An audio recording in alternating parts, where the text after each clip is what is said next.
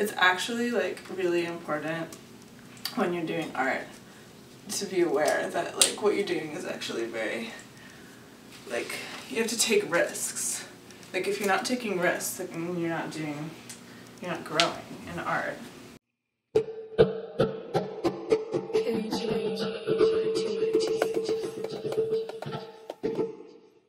So, welcome back.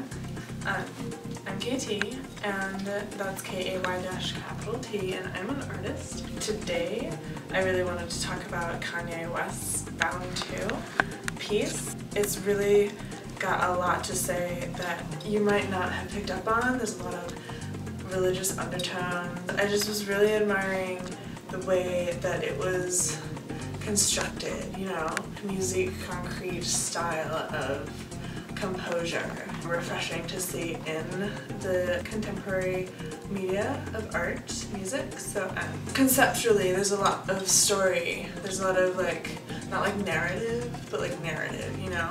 It starts out, the short film, emphasizing the beauty of the natural world. If we're discussing this from a religious undertone, it would be implying the presence of a deity and its relation to the creation of the natural world. So that's the setting in which Kanye then exists on like the motorcycle, which is then the metaphor for like the steed, which is a symbol of power, and we'll get back to that. Kanye travels as if omnisciently through the space, and Kim Kardashian is both present and not present. It lends to him being omniscient, but also with her, and her with him in a spiritual level. His omniscience also allows him to travel recklessly as we perceive it to our like mortal eyes. The most compelling is in the penultimate verse. He brings up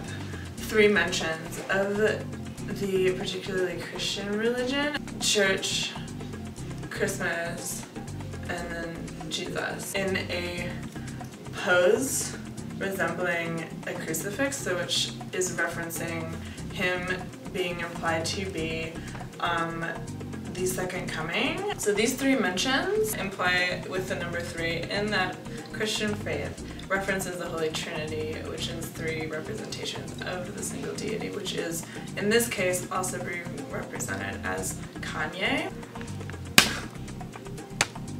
That self-referentiality is like really powerful in this piece. So it's really bringing that to our attention. Maybe not to your attention, but like to my attention, which is then bringing it to your attention. So, but there have been instances where Kanye has exemplified his omniscience in several cases in public.